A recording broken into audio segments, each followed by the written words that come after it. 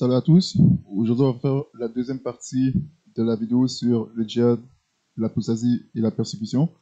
Et on va continuer la réputation de cette doctrine pour encore montrer la différence entre la Bible et le Coran et Jésus et Mohamed. Comme ça va aider les musulmans à comprendre pourquoi ils doivent rejeter Mohamed pour venir à Jésus. Donc cette doctrine est très facile à réfuter. La Bible détruit cette doctrine dans plusieurs passages. Mais pour commencer, on va aller dans le Coran pour relire la sourate 9, verset 29, qui prescrit la persécution des Juifs et des chrétiens, des gens du livre. Donc, sourate 9, verset 29, il dit « Combattez ceux qui ne croient ni en Allah, ni au jour dernier, qui n'interdisent pas ce qu'Allah et son messager ont interdit, et qui ne professent pas la religion de la vérité parmi ceux qui ont reçu le livre. Jusqu'à ce qu'ils versent la capitation par leurs propres mains après s'être humiliés. » Donc voilà. Donc que ça c'est parmi ceux qui ont reçu le livre, ça parle des Juifs et des chrétiens, mais ils ont aussi imposé cette capitation, cette taxe à des personnes de d'autres religions au cours de l'histoire. Mais ils ont commencé par imposer ça aux Juifs et aux chrétiens. Donc on voit que ça dit de combattre ceux qui ne croient ni en Allah, et quand ça dit combattre, c'est pour comprendre qu'il nous dit par là de combattre à mort, de les tuer s'ils ne veulent pas se convertir à l'islam, ou sinon de leur imposer la jizya s'ils veulent garder leur religion. Et on va lire le tafsir de Ibn Kathir, qui a commenté sur ce verset, le verset 29. On va voir qu'est-ce qu'il a dit. Donc, l'ordre de combattre les gens des Écritures, principalement les Juifs et les chrétiens, jusqu'à ce qu'ils payent la jizya. Par conséquent, lorsque les gens du livre ne croient pas en Mohamed, ils n'ont aucune foi bénéfique dans un messager ou en ce que les messagers ont apporté. Au contraire, ils ont suivi leur religion parce qu'elles sont conformes à leurs idées, leurs convoitises et aux usages de leurs ancêtres, mais pas parce qu'elles sont la loi et la religion d'Allah. S'ils étaient de véritables croyants dans leur religion, cette foi les aurait poussés à croire en Mohamed, parce que tous les prophètes ont annoncé l'avènement de Mohamed, ils leur ont ordonné de lui obéir et de le suivre. Mais quand il fut envoyé, ils ont mécru en lui, même s'il était le plus puissant de tous les messagers. Par conséquent, ils ne suivent pas la religion des prophètes antérieurs, parce que ces religions sont venues d'Allah, mais parce qu'elles conviennent à leur désir et à leur convoitise. Par conséquent, leur foi revendiquée dans un prophète antérieur ne leur profitera pas, car ils n'ont pas cru au Maître, au plus puissant, au dernier et le plus parfait de tous les prophètes. Donc, il y a beaucoup de n'importe quoi dans tout ça. Il n'était pas du tout le plus puissant des prophètes, et il n'était pas du tout le plus parfait des prophètes. C'était Jésus-Christ le plus puissant et le plus parfait de tous les prophètes. Jésus-Christ était sans péché, alors que Mohamed, lui, était un pécheur, que Dieu a fini par tuer à la fin et juger sévèrement. Et c'est ce qu'on appelle la vidéo Mohamed selon la Bible. Donc, il n'a pas connu la fin de prophète de Dieu. Et Jésus est beaucoup plus puissant que Mohamed. Donc, continuons. D'où la déclaration d'Allah: combattez ceux qui ne croient ni en Allah, ni au jour dernier, qui n'interdisent pas ce qu'Allah et son messager ont interdit et qui ne professent pas la religion de la vérité parmi ceux qui ont reçu le livre. Cet honorable verset révéla l'ordre de combattre les gens du livre après que les païens aient été vaincus. Les gens avaient rejoint la religion d'Allah en grand nombre et la péninsule était tombée sous le contrôle des musulmans. Allah a alors ordonné à son messager de combattre les gens du livre, les juifs et les chrétiens, la 9e année de Hijra, en l'an 630. Il a préparé son armée pour combattre les Romains et a appelé les gens au djihad en annonçant son intention et sa destination. Le messager Mohamed a envoyé le message à diverses régions arabes aux alentours d'Al-Madina pour rassembler des forces. Il a rassemblé une armée de 30 000 hommes. Certaines personnes d'Al-Madina et de quelques hypocrites à l'intérieur et autour de celle-ci ont été en retard, car cette année-là était une année de sécheresse et de chaleur intense. Le messager d'Allah a marché en direction de Ash-Sham, région de l'actuelle Syrie, pour combattre les Romains jusqu'à ce qu'ils atteignent Tabouk, où il a campé pendant environ 20 jours à côté de ressources en eau. Il a ensuite prié Allah pour lui demander conseil et est retourné à Al-Madina parce que c'était une année difficile et que les gens étaient faibles, comme nous allons l'expliquer si Allah le veut. Allah a dit jusqu'à ce qu'ils payent la jizya, ce qui signifie s'ils refusent de se convertir à l'islam de leurs propres mains, c'est-à-dire qu'ils y sont contraints et rabaissés. En état d'humiliation signifie qu'ils doivent être déshonorés, humiliés et méprisés. Par conséquent, les musulmans ne sont pas autorisés à honorer les dhimmis. Donc, les dhimmis, c'est le nom c'est comme ça que les chrétiens se font appeler. Donc, c'est le statut des chrétiens quand ils vivent sous l'autorité des musulmans, en particulier à l'époque, et dans les pays où les musulmans sont en autorité. Les chrétiens ont le statut de dhimmi et ils sont forcés de payer cette taxe de la jizya pour voilà, rester en vie et garder leur religion. Donc voilà, autorisés à honorer les dhimmis ou à les élever au-dessus des musulmans car ils sont misérables, déshonorés et humiliés. Donc voilà, ça encourage les musulmans à c'est pour les humilier, les déshonorer et voilà, les rabaisser. C'est ce que Allah prescrit. Donc il dit, Sahih Muslim a rapporté d'Abu Huraira que le prophète a dit, ne saluez pas les premiers, les juifs et les nazaréens, les chrétiens. Et si vous rencontrez l'un d'eux sur une route, forcez-les à passer sur le côté le plus étroit du chemin. C'est pourquoi le chef du fidèle Omar bin al-Khattab, qu'Allah soit heureux de lui, exigeait que ces conditions soient bien connues et respectées par les chrétiens. Ces conditions assuraient leur humiliation, leur rabaissement et leur honte. Voilà. Donc c'était tafsir de Ibn Kathir. Donc voilà pourquoi ils ont prescrit la jizya, c'est pour les humilier, les rabaisser et voilà, les persécuter pour les inciter à renoncer à leur foi. Parce que c'est ce qui est arrivé. Il y a beaucoup de chrétiens qui ont été sous la jizya pendant des siècles et c'était rendu à un point où beaucoup ont fini par laisser leur foi pour se convertir à l'islam, pour arrêter d'être persécutés, humiliés et de souffrir toutes ces discriminations sur la base de leur foi. Donc c'est ça le but de prescrire la jizya, pour les humilier, pour les inciter à renoncer à leur foi. Donc ça c'était, voilà, on a vu le tafsir d'Ibn Kathir. Maintenant, on va voir d'autres paroles de Mohamed et ensuite on va se pencher encore sur la doctrine, sur voilà, l'apostasie qui est prescrite dans l'islam, et dans le Coran, et dans les hadiths. Mais d'abord, on va voir certaines paroles que Mohamed a dit. Il a dit dans les hadiths, si on va dans Musnad Ahmed, numéro 5114, il a dit, j'ai été envoyé avant l'heure avec l'épée pour qu'Allah soit adoré seul. Et ma provision a été placée à l'ombre de ma lance, et l'humiliation a été décrétée pour ceux qui vont à l'encontre de mon ordre, et quiconque imite un peuple est l'un d'eux. Donc, on voit encore que ça revient, il dit qu'il est venu pour humilier ceux qui s'opposent à lui, ceux qui ne suivent pas sa religion, ceux qui ne veulent pas accepter sa religion. Il veut les humilier, il est persécuté. Donc, on voit qu'il est un persécuteur. Quand il est monté au pouvoir, qu'il a été placé pour être chef politique, il a commencé à persécuter les gens des autres religions, juifs et chrétiens.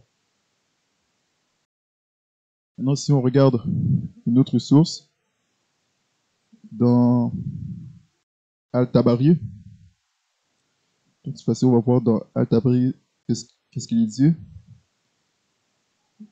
Il dit dans Al-Tabari, volume 9, numéro 69,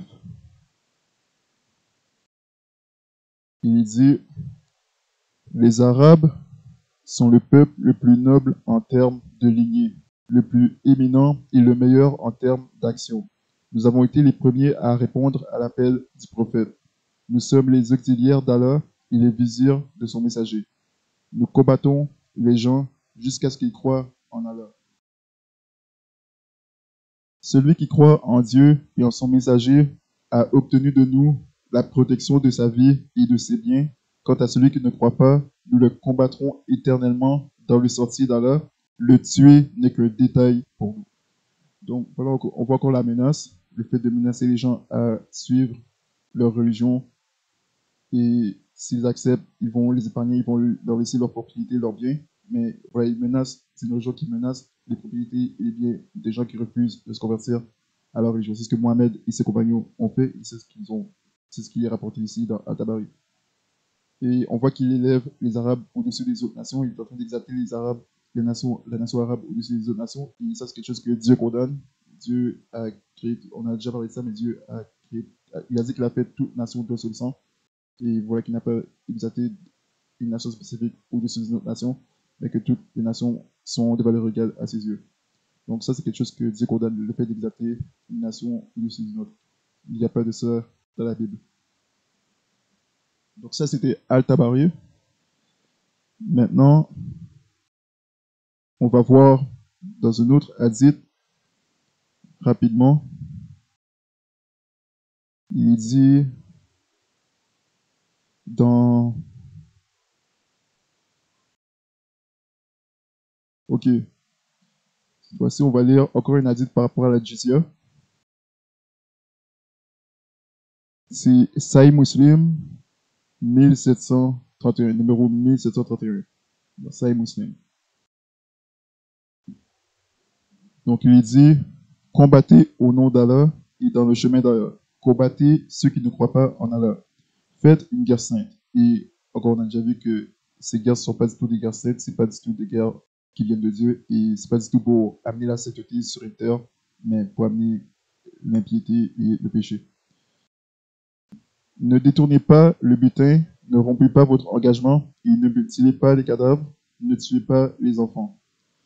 Et ce qu'il faut savoir aussi, c'est que certaines personnes vont dire que voilà, dans l'islam, ça enseigne de faire la guerre avec la justice parce que ça dit de ne pas tuer les femmes et les enfants. Mais on va voir la contradiction par après. Parce que l'islam, sur dans le Coran de la Hadith, il y a toujours des contradictions, et on va voir qu'est-ce que Mohamed et ses compagnons ont fait.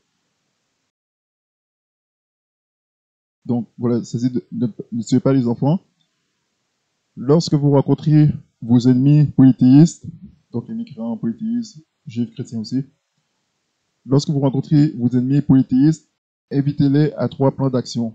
S'ils réagissent à l'une de ces réponses, vous acceptez également et vous abstenez de leur faire du mal. Invitez-les à accepter l'islam.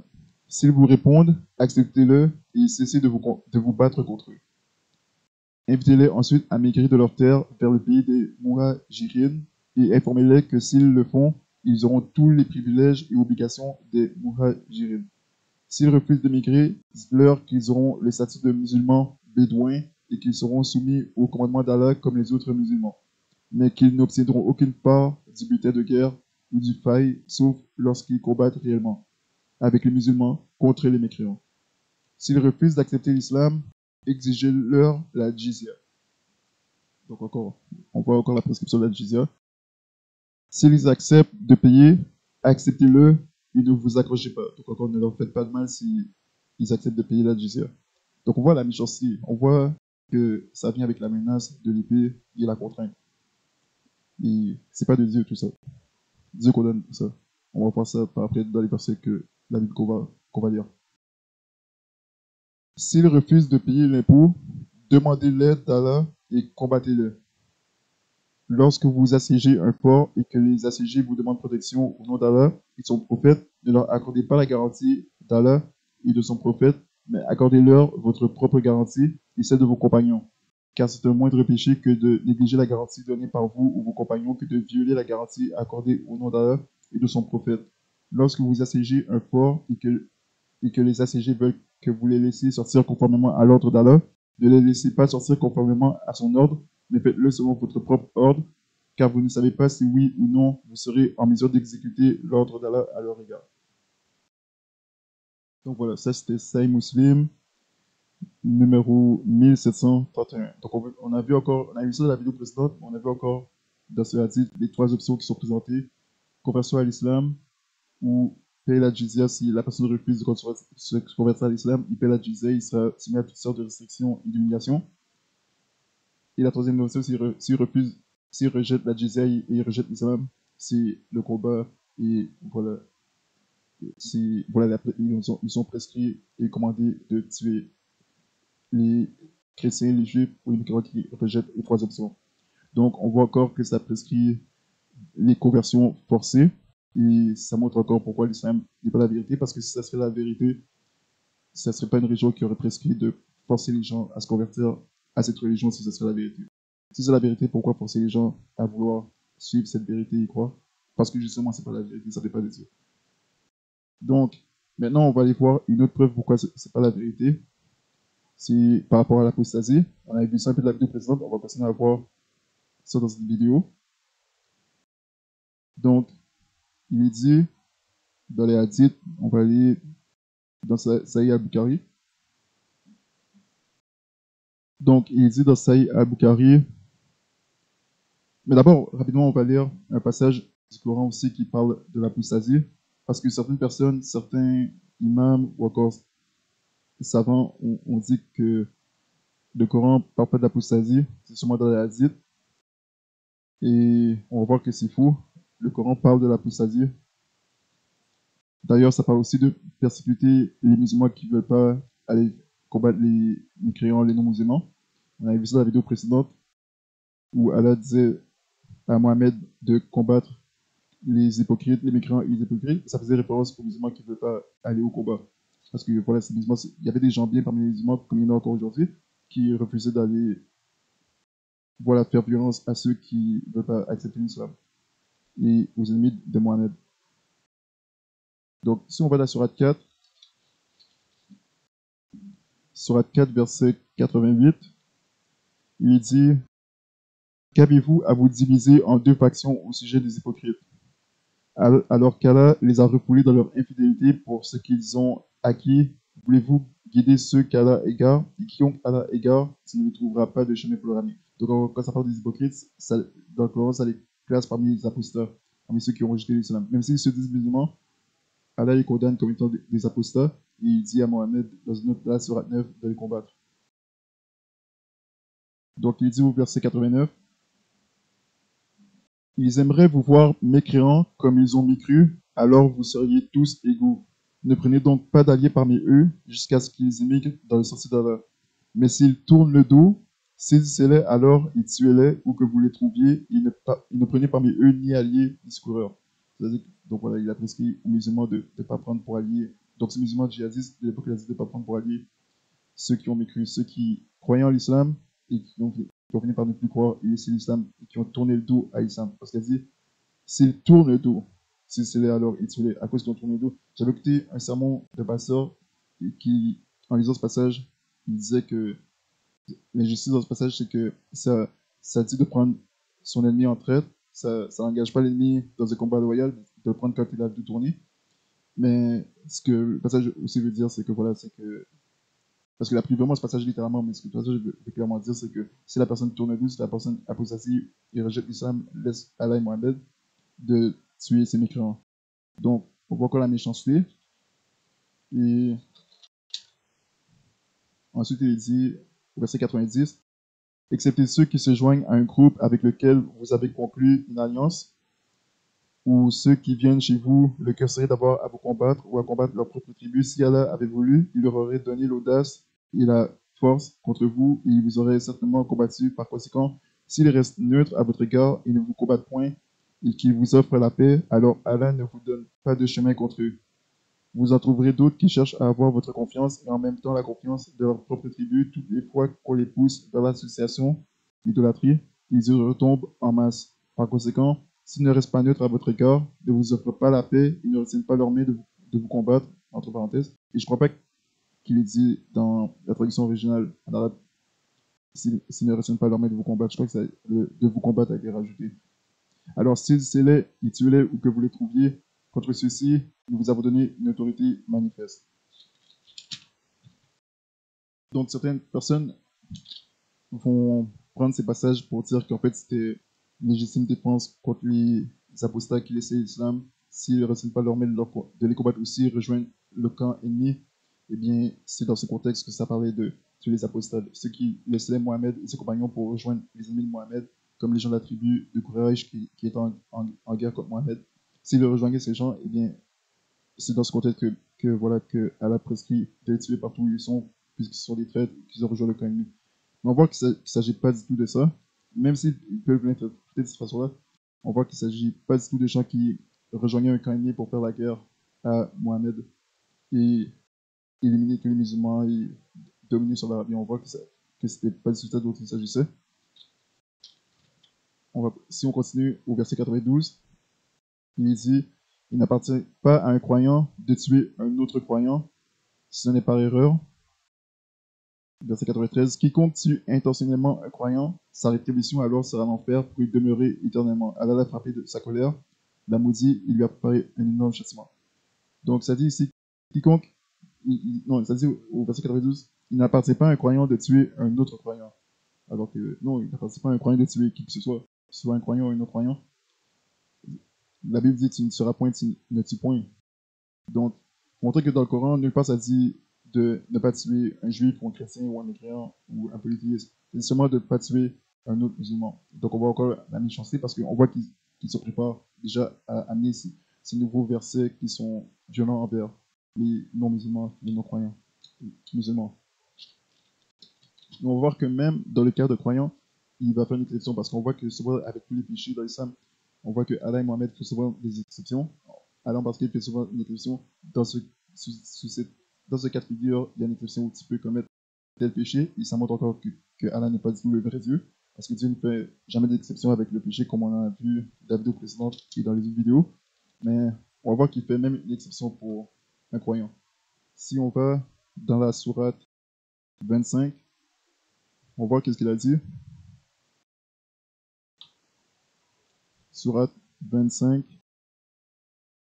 Donc, sourate 25, verset 68, il dit qu'il n'invoque pas d'autre Dieu avec Allah, il ne tue pas la vie qu'Allah a rendue sacrée, sauf à bon droit, qu'il ne commette pas de fornication, car quiconque fait cela aura une punition. Donc, ça veut dire que voilà, que si quelqu'un tue la vie qu'Allah a rendue sacrée, cette personne aura une punition. Et ça fait référence seulement aux musulmans. Donc, seulement si un musulman, c'est un autre musulman que Allah prescrit une punition. Et voilà, il s'adresse à ses serviteurs. Il dit au verset 63, les serviteurs disent tout miséricordieux sont ceux qui marchent humblement sur terre, qui lorsque les ignorants s'adressent à eux disent paix. Donc, verset 68, il dit, voilà, qui ne tue pas la vie qu'Allah a rendue sacrée, sauf à bon droit. Donc, qu'est-ce qu'il veut dire quand il dit sauf à bon droit? C'est quoi cette exception où il donne ce droit à un musulman de tuer un autre croyant musulman? On va aller dans les hadiths qui parle de ça. Donc, il dit dans Sahih al-Bukhari, numéro 17, Abdallah a rapporté, l'apôtre d'Allah a dit, le sang d'un musulman qui avoue que personne n'a le droit d'être adoré sauf Allah et que Jésus, son apôtre, ne peut être versé que dans 3 cas. Dans Qisas, pour meurtre, donc Qisas, ça veut dire rétaliation pour meurtre, une personne mariée qui commet des rapports sexuels illégaux et celui qui se détourne de l'islam et quitte les musulmans. Donc, dans ce cas-là, ça dit qu'un musulman a le droit de tuer un autre musulman si la petite personne quitte les musulmans, il devient apostat. Donc, encore on voit la méchanceté et la violence de cet homme et de ce Dieu. Et on voit que la Bible condamne ça par après. Et on va continuer à voir les autres hadiths qui parlent de l'apostasie. On va voir que ce n'est pas du tout dans des cas de guerre où une personne, Mohamed est en guerre avec un clan, une tribu ennemie, et que un musulman laisse Mohamed pour rejoindre son camp ennemi pour faire la guerre à Mohamed. Pas du tout de ça dont il parle. Si on lit dans Sahih al-Bukhari, numéro 632, donc Sahih al-Bukhari, numéro 632, il dit Abu Bourda a rapporté que le prophète a envoyé Abu Moussa, grand-père d'Abu Bourda, et Muhad au Yémen, et leur a dit à tous les deux facilitez les choses pour les gens, soyez gentils et indulgents, et ne rendez pas les choses difficiles pour les gens, et annoncez-leur de bonnes nouvelles. Ne les repoussez pas, et vous devez tous les deux vous obéir. Abu Moussa a dit au prophète d'Allah, dans notre pays, il y a une boisson alcoolisée préparée à partir d'orge, appelée al-misère, et une autre préparée à partir de miel, appelée al-bit. Le prophète a dit, tous les intoxicants sont interdits. Puis tous les deux ont continué et Mourad a demandé à Abu Moussa comment récitez-vous le Coran. Abu Moussa a répondu, je le récite pendant que je suis debout, assis ou sur mes animaux d'équitation, à intervalles et au coup par coup. Mourad a dit, mais je dors puis me lève, je dors et j'espère la récompense d'Allah pour mon sommeil, alors que je cherche sa récompense pour ma prière nocturne. Puis il, c'est-à-dire Mourad, a planté une tente et ils ont commencé à se rendre visite. Une fois, Mourad a rendu visite à Abu Moussa et a vu un homme enchaîné. Mourad a demandé qu'est-ce que c'est. Abu Moussa a déclaré c'était un juif qui a embrassé l'islam et qui est maintenant devenu apostat. Mourad a dit je vais sûrement lui couper le cou. Donc, on voit la méchanceté. Un juif s'était converti à l'islam, ensuite a laissé l'islam pour retourner au judaïsme. Et donc, ils ont voulu le tuer et ils l'ont tué. Voilà encore le même hadith dans une autre version. C'est encore dans Sahih al-Bukhari numéro 58.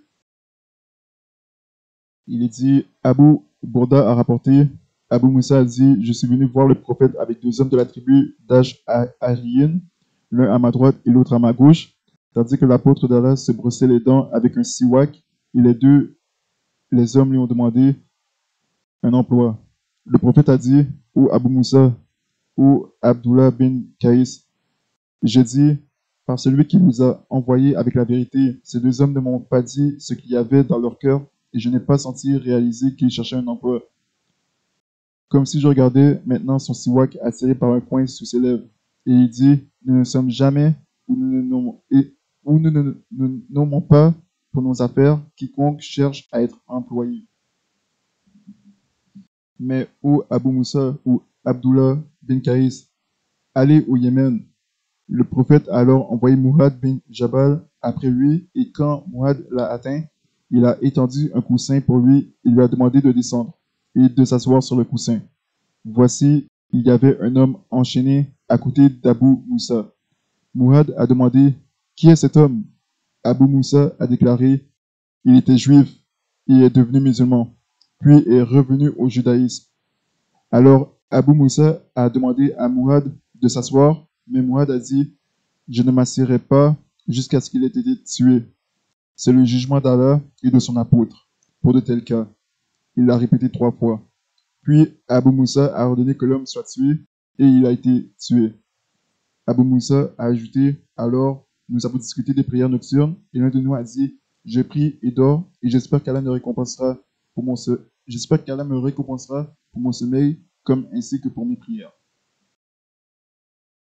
Donc voilà une traduite où on montre que ce musulman a tué le juif qui s'était converti à l'islam et qui a laissé l'islam pour revenir au judaïsme. Et on voit encore le même hadith ici. Il dit, d'après Abu Moussa, un homme a embrassé l'islam puis est revenu au judaïsme. Mourad bin Jabal est venu et a vu l'homme avec Abu Moussa. Mourad a demandé, qu'est-ce qui ne va pas avec cet homme? Abu Moussa a répondu, il a embrassé l'islam puis est revenu au judaïsme. Il a embrassé l'islam puis est revenu au judaïsme. Mourad a dit, je ne m'assierai pas à moins que vous ne le tuiez, tel qu'il est le verdict d'Allah et de son apôtre. Donc on voit que les compagnons de Mohammed de l'époque tuaient les apostats, et ils étaient méchants, durs et cruels envers les apostats. Donc on a vu le cas d'une personne qui était juive, qui s'est convertie à l'islam, et éventuellement, certainement vu qu'il n'y avait rien de vrai dans l'islam, et donc il est revenu à son ancienne religion, le judaïsme. Et donc on a vu que voilà, ses compagnons de Mohammed l'ont tué en lui coupant le cou. Donc on va voir que les compagnons de Mohammed étaient des gens violents, cruels et méchants, exactement comme Mohammed, et on voit que beaucoup de versets de la Bible condamnent ce genre de personnes. Maintenant, on va voir d'autres hadiths qui parlent de l'apostasie. On va voir un hadith qui dit que une femme qui laisse l'islam doit être tuée dans Sahih al-Bukhari. Donc, on voit encore la méchanceté de ces hadiths. C'est dans Sahih al-Bukhari numéro 6921, rapporté par Ibn Umar. Donc, il est dit, Ibn Umar, Az-Zuhri et Ibrahim ont dit, une femme apostate qui se détourne de l'islam devrait être tuée et il faut obliger les revenants de l'islam, les apostats, à se repentir. Donc voilà, c'est hadith prescrit qu'une femme apostate qui se détourne de l'islam devrait être tuée. Donc, ça c'est dans Sahih al-Bukhari numéro 6921. Donc, raison encore pourquoi les femmes sont dans l'islam doivent laisser cette religion, même si ça veut dire être exposé à des persécutions et exposer sa vie au danger. C'est vraiment une raison encore forte pour comprendre que c'est pas la vérité, que c'est pas la religion qui vient de Dieu, mais qui a été inventée par des hommes méchants pour des hommes méchants. Donc on va continuer de voir qu'est-ce qu'il dit par rapport à l'apostasie. Encore dans Sahih al-Bukhari. Donc Sahih al-Bukhari parle beaucoup de ça. Et c'est pour ça que dans 13 pays, et tout au long de l'histoire, depuis 14 siècles jusqu'à aujourd'hui, et dans 13 pays, l'apostasie est un crime passible de la peine de mort. Et il y avait une personne qui avait dit que sans l'apostasie, eh bien, l'islam se serait effondré depuis longtemps. Et c'est vrai parce qu'ils doivent mettre cette menace et cette peur, cette punition de pouvoir, voilà, que si quelqu'un laisse l'islam, ils vont mettre cette personne à mort. Ils doivent garder les gens captifs et prisonniers dans cette religion parce que voilà, il n'y a pas de vérité dans cette religion. Donc, Sahih al-Bukhari numéro 5058. Il est dit, Abu Saïd al-Khudri a rapporté, j'ai entendu le messager d'Allah dire, il apparaîtra des gens parmi vous dont la salade, la prière, vous fera mépriser la vôtre, et dont le soum, le jeûne, vous fera mépriser le vôtre, et dont les bonnes actions vous feront mépriser les vôtres. Mais ils réciteront le Coran, qui ne dépassera pas leur gorge, et ils sortiront de l'islam, telle flèche qui traverse la cible. Donc, on voit que ce sont des gens qui ont l'air d'être très pratiquants et que tout à coup vont sortir de l'islam et quitter l'islam rapidement, comme une flèche qui traverse la cible. Et ça arrive aujourd'hui, c'est ce qui arrive actuellement, et d'année en année, ça va grandir encore plus. La possibilité va encore plus augmenter. Donc, encore dans Sahih al-Bukhari, numéro 5058, il est dit après quoi l'archer examinera la pointe de la flèche, mais ne verra rien. Il regardera le corps de la flèche, mais ne verra rien. Il regardera les plumes de la flèche, mais ne verra rien. Et finalement, il soupçonne de trouver quelque chose dans sa partie inférieure. Donc encore, donc, Sahih al-Bukhari, numéro 5057. Ali a rapporté, j'ai entendu le prophète dire, dans les derniers jours du monde, des jeunes avec des pensées et idées folles apparaîtront. Ils auront de bonnes paroles, mais ils sortiront de l'islam, telle une flèche qui traverse la cible. On voit qu'il a dit dans les derniers jours du monde. Et ce qu'il faut savoir, c'est qu'il n'y a pas de derniers jours du monde. Mohamed a pris ça dans la Bible et il ne savait pas du tout de quoi il s'agissait. Jésus parlait des derniers jours de l'Ancien Testament, de l'Ancienne Alliance. Et l'Ancien Testament a pris fin, l'Ancienne Alliance a pris fin en l'an 70 au 1er siècle. Donc il n'y a pas de dernier jour de l'histoire de l'humanité ou de la planète Terre. Si c'est ce que vous pensez que c'est de ça qu'il parle, parce que dans l'islam, c'est de ça que ça parle, mais c'est faux. La doctrine de la fin des temps de l'islam est une fausse doctrine qui est inventée pour faire peur aux adeptes de l'islam. Donc, c'est important de comprendre ces choses. Voilà, donc il dit, leur foi ne dépassera pas leur gorge, c'est-à-dire ils n'auront pas de foi, alors où que vous les trouviez, tuez-les, car il y aura une récompense pour leurs tueurs au jour de la résurrection. Donc voilà ce que Mohamed a dit par rapport à ceux qui laissent l'islam. Sahih al-Bukhari, numéro 3611. Ali a rapporté, je vous raconte les traditions des messagers d'Allah, car je préfère tomber du ciel que de lui attribuer faussement quelque chose. Mais quand je vous dis une chose qui est entre vous et moi, alors sans aucun doute, la guerre est une ruse. J'ai entendu le messager d'Allah dire, dans les derniers jours de ce monde apparaîtront de jeunes insensés qui utiliseront pour leur affirmation le meilleur discours de tout, c'est-à-dire le Coran. Et aussi, on voit qu'il a dit la guerre est une ruse. Et ce qu'il faut savoir, c'est que dans l'islam, il y a 3 exceptions où Allah permet de mentir. Allah permet qu'un mari ment à sa femme. Il permet aussi le mensonge dans les temps de guerre comme tactique de guerre.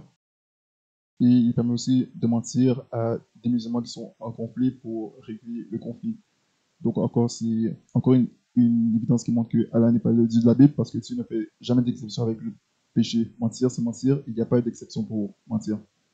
Mais on voit qu'il dit la guerre est une ruse, donc Mohamed, avec ses disciples, quand il faisait la guerre, il faisait preuve de ruse pour tromper leurs ennemis. Comme par exemple, il faisait des faux traités de paix pour ensuite rompre leur traité de paix et pas tenir leur engagement pour attaquer leurs ennemis par surprise, qui pensaient que la tribu de Mohamed était en paix avec eux, alors que c'était juste un leurre. C'est ce qu'on va voir par après.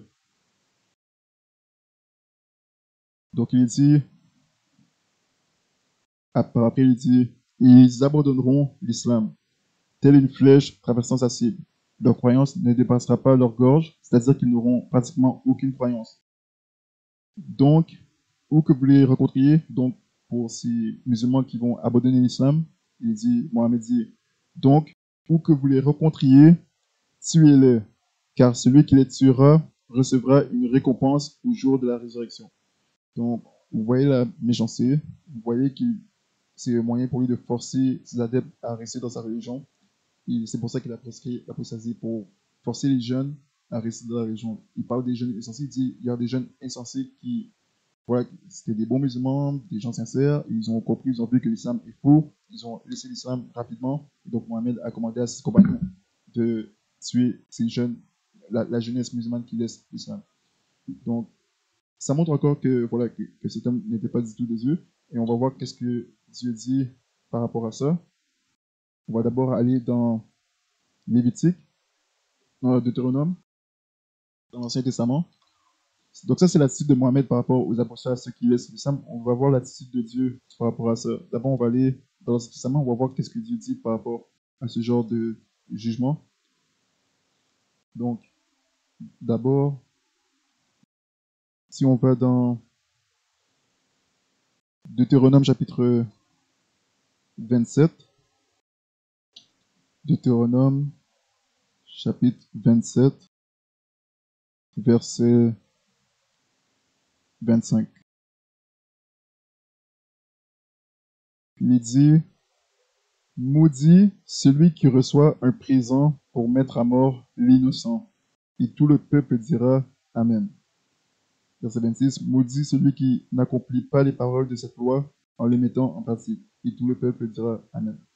Donc voilà, et le Coran s'applique à ça, puisque le Coran prétend être un livre qui confirme la Torah et l'Évangile, alors que ça ne confirme pas toutes les paroles, ça confirme pas toutes les paroles de cette loi, ça n'accomplit pas et ça confirme pas toutes les paroles de la loi de Moïse de la Torah. Donc le Coran est un livre maudit selon ce passage. Et voilà, il dit maudit celui qui reçoit un présent pour mettre à mort l'innocent. Donc, comme Mohamed a prescrit à ses compagnons de tuer les apostats et qui sont récompensés au jour de la résurrection en faisant cela, eh bien leur récompense ce sera l'enfer. Parce que Jésus a dit les meurtriers auront leur part, ce qui est le lac qui brûle avec du feu et du souffle, c'est qui est la seconde mort.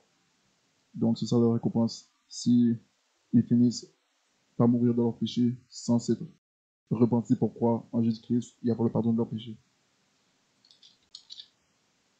Donc voilà, donc maudit celui qui reçoit un présent pour mettre à mort l'innocent. Et les apôtres, les gens qui laissent l'islam, sont des gens innocents, sont des bonnes personnes qui sont sincères et qui veulent être dans la vérité et qui veulent faire ce qui est bien, faire ce qui est juste. Ils ont vu qu'il n'y a que de l'injustice et de la méchanceté dans ce que Mohamed a dit et ce que Mohamed a fait, lui et ses compagnons.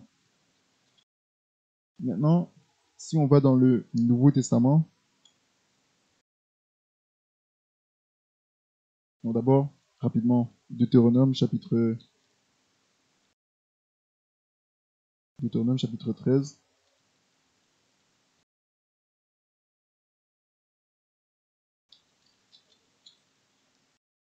Verset... Ok, non, ça va être pour après. D'abord, on va aller dans Jean chapitre 6. On voit comment Jésus réagit par rapport à ce genre de situation où il a des disciples qui ne veulent plus marcher avec lui et qui le laissent. Donc, Jean chapitre 6, on va commencer au verset 59. Donc, Jésus enseignait à plusieurs de ses disciples et plusieurs de ses disciples ont été offensés par sa prédication parce que Jésus dit toujours la vérité et éventuellement il arrive que certaines choses qu'il va dire puissent offenser les gens. Et donc, il dit ici, au verset 59, Jésus dit ces choses enseignant de la synagogue à Capernaum. Plusieurs donc de ses disciples, quand ils entendirent ceci, dirent, cette parole est dure, qui peut l'entendre? Mais Jésus, sachant en lui-même que ses disciples murmuraient de cela, leur dit, ceci vous scandalise-t-il? Donc, est-ce que vous êtes scandalisés? Est-ce que vous êtes offensés par les choses que je vous dis? Que sera donc si vous voyez le Fils de l'homme monter où il était auparavant? C'est l'esprit qui vivifie, la chair n'est d'aucun profit. Les paroles que je vous dis, elles sont esprit et elles sont vie. Mais il y en a parmi vous qui ne croient point. Car Jésus savait dès le commencement qui étaient ceux qui ne croyaient pas et qui était celui qui le trahirait. Et il disait, c'est à cause de cela que je vous dis que personne ne peut venir à moi si cela ne lui a pas, cela ne lui a pas été donné, si cela ne lui a été donné par mon Père. Dès lors, plusieurs de ses disciples se retirèrent et ne marchaient plus avec lui.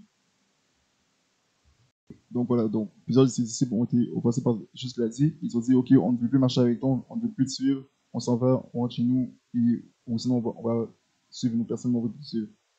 Donc, quelle est la réaction de Jésus? Verset 67, il est dit, Jésus dit donc aux 12, voulez-vous aussi vous en aller? Donc, on voit qu'il n'a pas répondu. Et on voit que la réaction de Jésus, c'était pas. Jésus dit aux 12, amenez ces gens-là devant moi et égorgez-les devant moi. Non, c'était. Jésus dit donc aux 12, voulez-vous aussi vous en aller? Donc, on voit que Jésus n'a pas de problème à ce que les gens le laissent. Et ce qu'il faut savoir, c'est que la raison pourquoi il a dit ça, c'est que. Parce que c'est pas Jésus qui a besoin de ses disciples, mais c'est ses disciples qui ont besoin de lui. Donc, même si ces gens laissent Jésus, sa mission continue, il va quand même accomplir sa mission, que ces gens soient avec lui ou pas. Donc, même si tout le monde le laisse et qu'il reste lui seul à lui-même, il va quand même accomplir sa mission. Parce que Dieu est avec, il sait que Dieu est avec lui.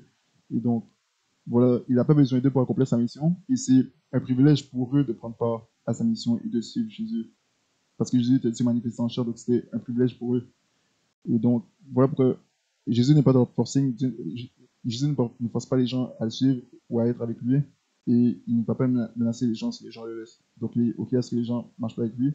Parce qu'il y aura d'autres disciples qui vont finir par le suivre après. Donc, il ne manque pas de disciples et il n'a pas besoin d'eux pour accomplir sa mission.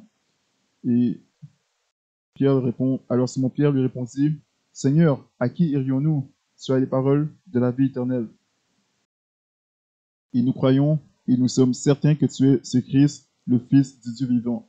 Jésus leur répondit, ne vous ai-je pas choisi, vous les 12, et l'un de vous est un diable? Or, il parlait de Judas l'Iscariote, fils de Simon, car celui-ci devait le trahir, lui, l'un des 12. Donc voilà, donc, il faut encore savoir que c'est pas vous qui m'avez choisi, c'est moi qui vous ai choisi pour être mes disciples. Donc, sachez que c'est un privilège pour vous d'être avec moi, de me suivre.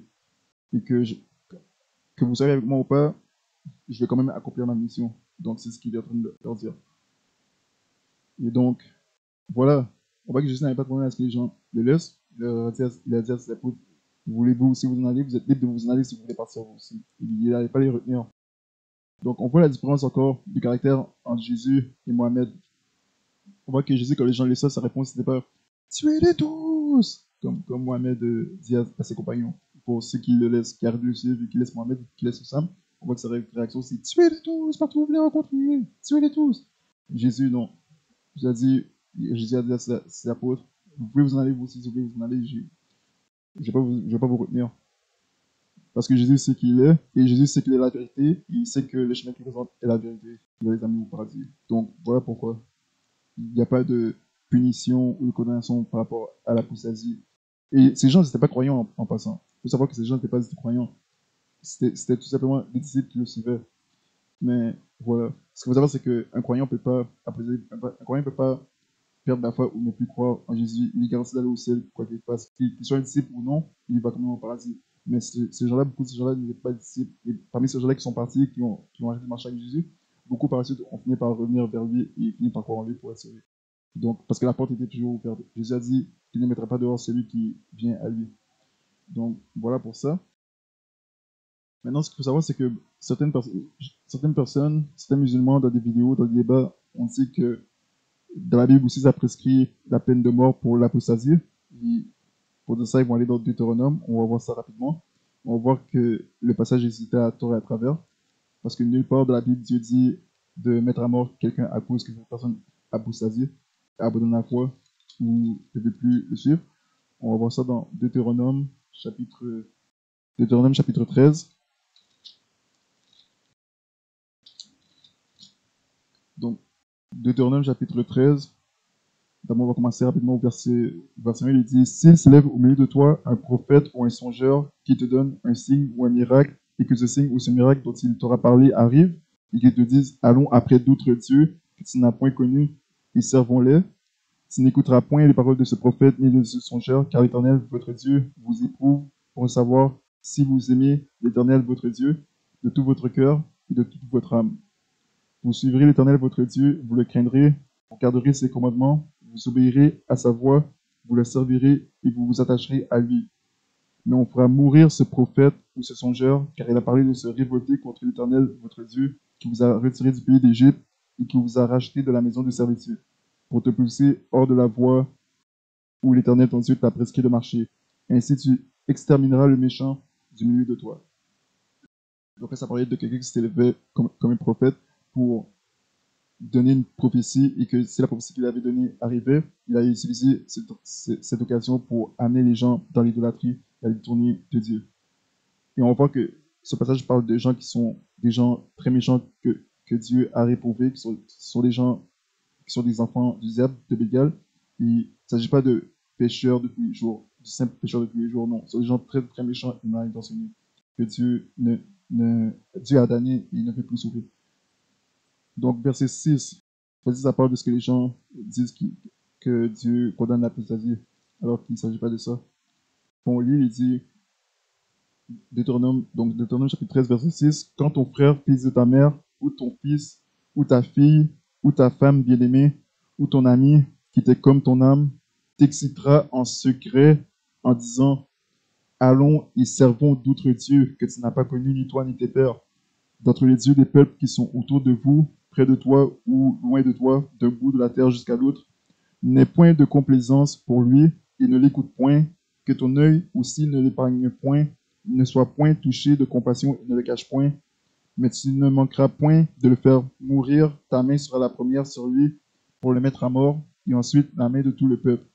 Et tu l'assommeras de pierre, et il mourra parce qu'il a cherché à t'éloigner de l'Éternel ton Dieu, qui t'a retiré du pays d'Égypte, de la maison de servitude.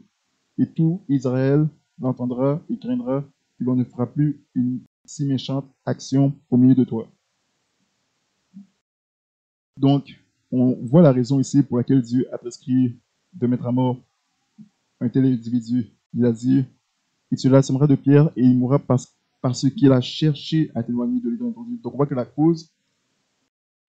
raison pour laquelle il dit de mettre cette personne à mort, c'est à cause qu'il a cherché à t'éloigner de l'Éternel ton Dieu. Donc voilà la cause, voilà la raison. Il ne s'agit pas d'apostasie. Apostasie, c'est quelqu'un qui renonce à sa foi, abandonne sa foi pour suivre quelqu'un d'autre, croire en quelqu'un d'autre. Mais la raison pour laquelle Dieu a prescrit de mettre à mort cette personne, c'est premièrement parce qu'il a dit: si quelqu'un de ta famille ou un proche vient t'excitera en secret en disant allons vers d'autres dieux. Donc il vient te voir en secret. Donc la cause de mettre cette personne à mort, c'est la séduction, la tromperie en secret. Le fait de vouloir égarer son prochain, entraîner dans l'idolâtrie son prochain en secret. Et aussi la raison pourquoi Dieu a prescrit ça, c'est parce que Dieu dit qu'il a voulu te détourner de l'Éternel ton Dieu qui t'a retiré du pays d'Égypte, de la maison de servitude. Ce qui veut dire par là aussi, c'est que le peuple d'Israël à cette époque ont vu Dieu, ont vu la gloire de Dieu, la puissance de Dieu, ont vu Dieu se manifester à eux. Dieu a fait plusieurs miracles. Parmi eux, il a fait tomber la main du ciel et fait d'autres miracles. Il a sauvé des Égyptiens miraculeusement. Et les gens ont vu tout ça, mais parmi le peuple, il y avait des gens qui, bien qu'ils ont vu tout ça, ne voulaient pas croire au Dieu d'Israël et avaient toujours de l'idolâtrie dans leur cœur. Ils étaient toujours plus enclins vers l'idolâtrie et voulaient toujours, malgré ça, aller dans l'idolâtrie.